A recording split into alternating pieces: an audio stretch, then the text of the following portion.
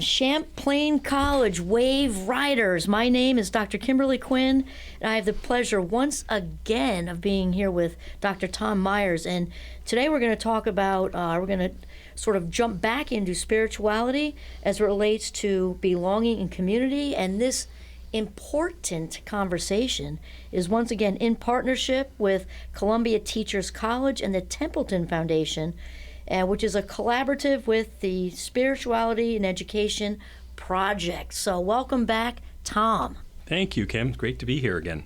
Good. Well, so, you and I were talking last week about just this incredible, well, really what it is Tom and I were saying it's kind of like a spirituality crisis among, young adults. And so we're kind of honing in on the higher education piece with this, because I know as professors and researchers, we're both seeing it. And last week we kind of defined it and talked about, spirituality and depression as being two sides of the same coin.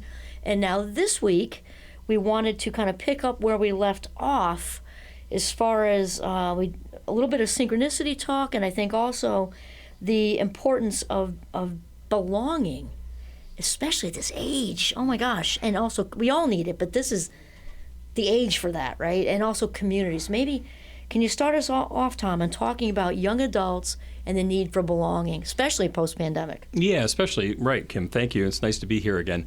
The pandemic just sent everyone in a tailspin. Yours truly. But it created this forced isolation that heretofore that we had been in communication with one another in part of a community. And I think the beauty that it maybe this really kind of put a magnifying glass on the fact that no matter who you are, you belong to a community. Mm-hmm. And you can think of so many different cultures, subcultures, connections that people have that were lost. And to feel that you are being seen and that you are valued and you belong, and you have that sense of a feedback loop when talking and being with other people, that you are human and that you are okay. And I think too much isolation, as we talked last time, it creates this delusion, and this delusion about who you are, your self-worth, your self-esteem, do you matter in the world when you're so much by yourself, that it can create devastating consequences. So when we are able to be with others, even if it's passively, right? It doesn't have to be in an active conversation, but just sitting together, mm-hmm. enjoying an event, or being together, going for a walk, or however that might be with family and friends, you're still, you have this connectivity from an emotional, physical, spiritual, and mental connection with one another, no matter how you show up. So I think the pandemic certainly exacerbated the fact that we were alone maybe too much. Maybe too much. I'm thinking, Tom, listening to you, I'm thinking it's kind of like other people mirror for us, mm-hmm, and it's a fact mm-hmm. check and it's a reality check, because I've heard students so much, talking about anxiety and depression, and, they're obviously, that's kind of, you can't have one without the other, right? But they talk about how being, mental prison sometimes they'll say, or mental jail, or they have different ways of saying that. So when you're isolating and you're hearing all these thoughts that are not based in fact whatsoever, right? Because anxieties for the most part are irrational, right? And so we're all these thought bubbles. I'm thinking of Jon Kabat-Zinn saying, like, just thought bubbles, but when we don't fact check all these ways that they say, I'm not this enough, I'm not that enough, I'm not this enough, and focused on being stuck and angered in the past or the future that's coming up.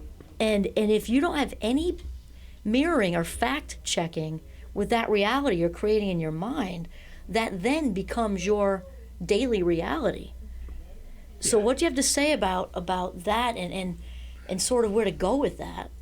Yeah, and you do start to take that on as your new persona. Right. Right? It's like, I'm by myself again.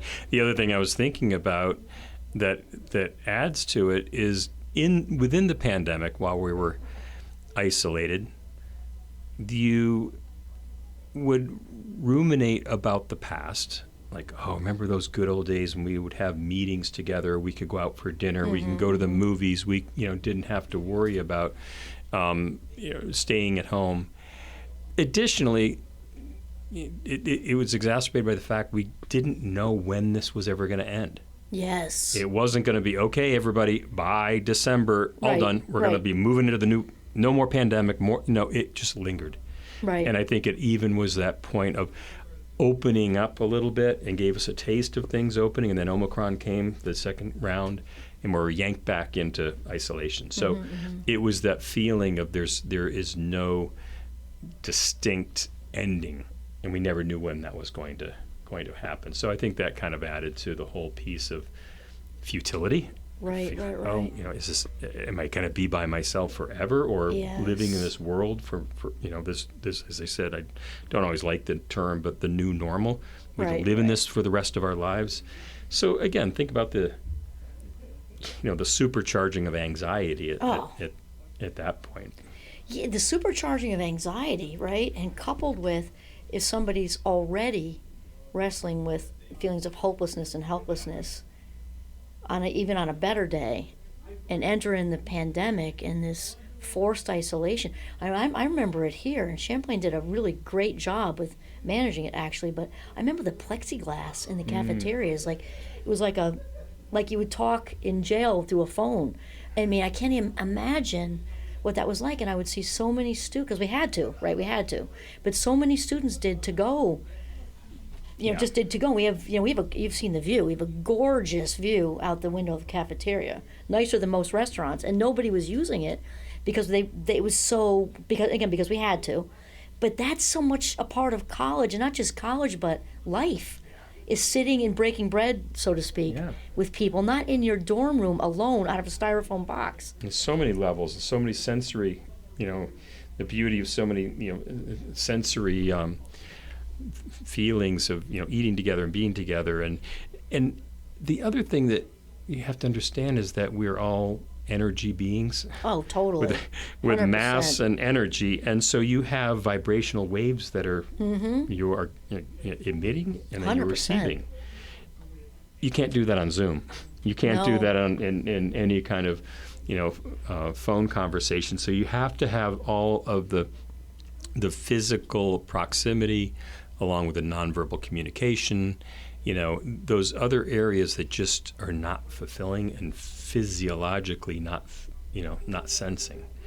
So you become distorted in a way without, as you mentioned, that feedback loop of being with other people. In person. In Well, there's person. that, Tom, and I'm glad that you tapped into that with the face-to-face thing, because, as you know, Wayne Dyer, I love him. He talks about it a lot and says, we're not human beings having a spiritual experience. We're spiritual beings having a human experience. And even neurologically, we are walking balls of energy. We're electrons bumping into other. I mean, we're energy, and if we can't, and you're right about the screen thing. And then that actually brought me to another place, because I could talk about neurons all day long and not have one bored second, is the mirror neurons, which Dr. Ramahandran, he's done great work with this. He actually refers to mirror neurons as the Gandhi neurons, because these are how we learn empathy, by watching, other faces and watching, it's all the face-to-face Sure. interaction, which they do not work almost at all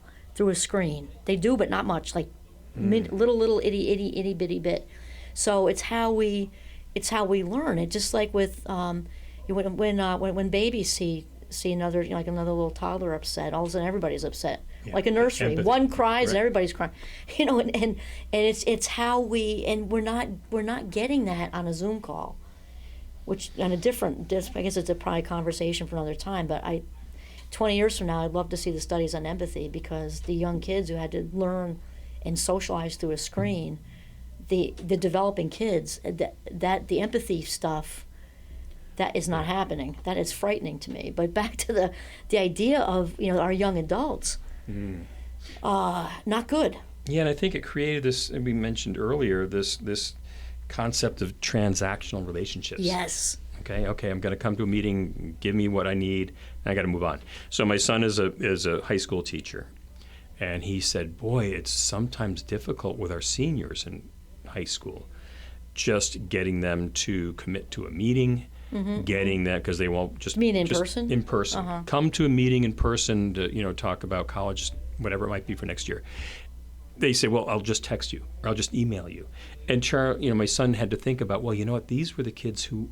These students came in as first-year students during the pandemic. They didn't have a normal high school, socially interactive, physically interactive. So they've been conditioned. So they've been now. conditioned. Wow. And so come talk to the teacher face to face. Well, why do I need to do that? I'll just email you, or we'll do a Zoom call. So there is maybe a reversal that it's going to be needed, and we see this in the college students as well, as like a deconditioning, if you will, from that transactional give-take relationship, me what I need and got to move on, to back to that relational and heart-centered. Heart-centered, I love it. Heart-centered relationships and Authentic. interactions, yeah. Authentic people having a conversation that's more than about what they just need in this minute. And I'll say, I'm maybe a little bit an outlier here, but I enjoy meetings.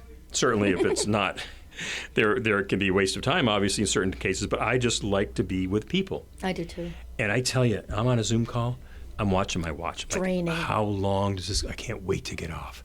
I'll say what I need to do, and part of my job, communicate, but boy, it is, again, it's painful. It's painful. I agree with you. Painful. And you think about how much work gets done when we are face-to-face, and even the hallway meetings that we can have, but just that human interaction. Or even over being lunch. Yes, physically. Stuff happens informally, and like, oh, wow, that's a great idea. Run with it, right? So there's back to, the work of decision-making being a top-down or a bottom-up approach of, from the head, focus top-down versus the intuitive focus bottom-up approach of allowing things to happen. So Dr. Berman from University of Chicago and his colleagues did extensive research on the process of decision-making. Wow. So that probably went right down the drain during the pandemic, I'm thinking. Yeah. And especially if we brought in, we were talking about anxiety and depression earlier too. That if we're locked into survival brain versus learning brain anyway, all the like the needs you're talking about, the survival needs, social, emotional, physical, all of it, we're not in a place to make great decisions. Because it's all about threats and danger and loneliness, and we're not clear-minded. The working memory is clogged up, so we are not in a place to make good, healthy decisions that are in our best interest. Yeah, and I think myself, I have to make a decision in isolation. I will second guess myself, right? Yeah. The self-doubt creeps in, right? But being with others and in community, right. You're getting some feedback. But you're also getting, an assurance that, okay, your decision you're making, I'm getting some nods around the room. Okay, this is going to be okay. Other people may have my back in this. So again, there's a essence of, sure, I'll take a little more of a risk. Camaraderie and maybe security. Yeah. Is that what I'm hearing? Yeah. Sort of, it's the mirroring again. The mirroring, the fact checking. Empathetic mirroring and the emotional support of like we have your back. Right. Go for it. And that human need. I know we're very similar, because when I have my cabinet, as I like to call them, I think we all have our cabinet, right? And when you bounce off and people you can trust implicitly, and they'll tell you if it's not a good idea. When you get the green lights from them, I just feel so solid. I feel like I have the world by the tail. Like I go full throttle forward because I just got the approval of my cabinet, my own personal cabinet, and without that is hard. Yeah. So again, your personal cabinet might include, from a spiritual standpoint. Oh, definitely. You have a higher being, a higher power, a higher self, a universe, a God. That's kind of part of your cabinet. Absolutely. To have that being that part of a God, and that's the I think the power of having a spiritual sense and a spiritual practice. However, 100%. I know you and I both live this way. I gratitude journal every day of my life. And then bringing it into our sense of belonging and community, that realization of that spirituality, higher power, God, universe, however you want to say, that in you, that in me, with the cabinet, we're all connected. And that the strength of that, for me, is amazing. The authentic confidence that comes out of that, especially with major life decisions. If you're having a switch with something, a job or relation, whatever it is, buying a house, moving, whatever. When you have that spiritual connection, the higher power within other people. I almost said higher power. Yeah. You have to edit that because I've made myself laugh. But when we have that that spiritual connection, I can't do it anymore. Looking at Tom laughing. When you have that spiritual connection of a higher power with other people, which I'm sure is also how I can't help it. Oh my God. Okay, let's look over here. Which is, I'm sure, also, how a lot of the recovery programs work, right? Because we're working as individuals together. Yeah. And this is how people stay sober. I mean, it's a good example, I think, a really good example.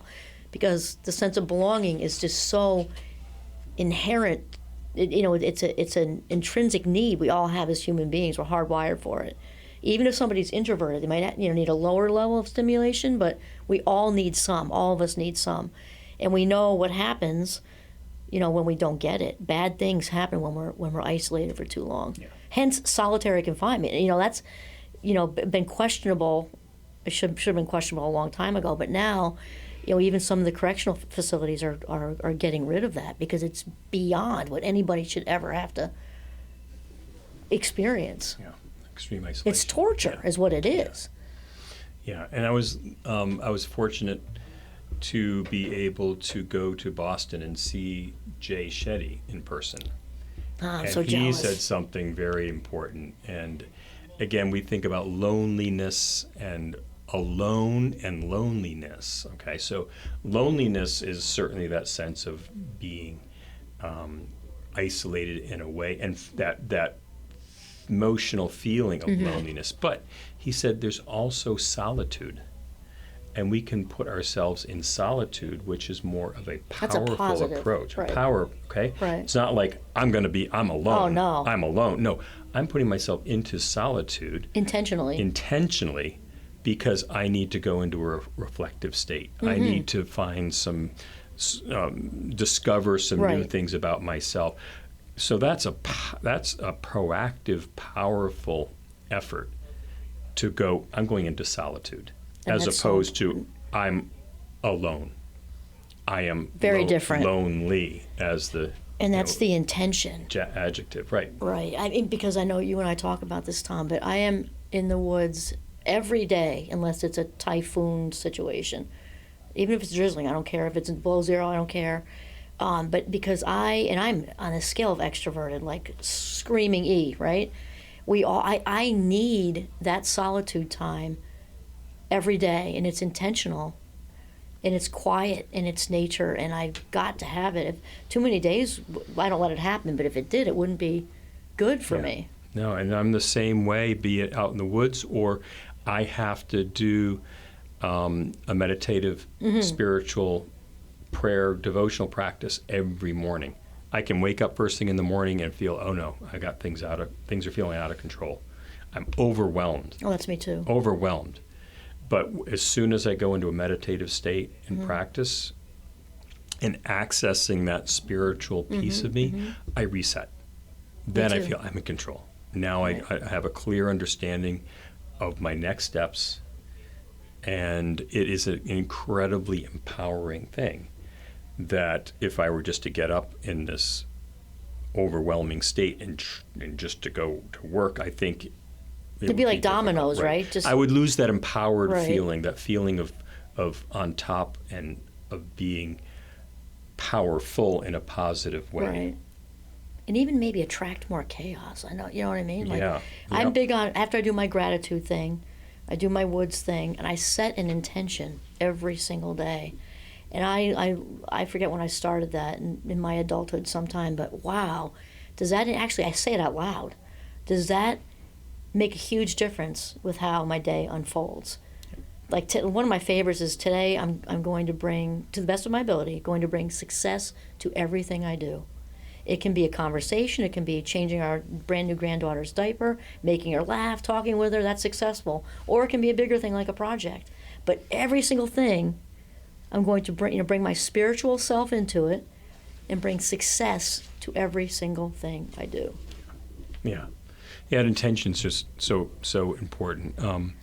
And some of the work, we may not have time to talk about it today, but in the research, my research into synchronicity. Yes. Being at the right place at the right time. So I've created a meditation that I could probably share at some point in the future on how I'd be interested in that. Yeah, so as you talk about intention, I have a visual meditation that puts you into a state so you will recognize synchronistic opportunities. Nice, the green lights. Yeah. And so it's one intention, it's one focus of this intention for a synchronistic event that you can manifest and bring into your life on that day. Oh my, I can't. So we'll work on. Maybe that's our. doing I think we already give him a teaser, so maybe that's our. We will do that. Maybe that's our third one. Yeah. Excellent. I'm looking Yeah. forward to that, Tom. Well, this has been fantastic, and so thank you for being here, Tom, and spending your life minutes in this way. Great. Thank you, Kim. It's been a pleasure to be here. Okay, now we'll just thank our Champlain College Wave Riders. So obviously you can listen here on the Champlain College radio station and also on the Mind with a D, Mindcraft YouTube channel. And that's it. Have a wonderful day.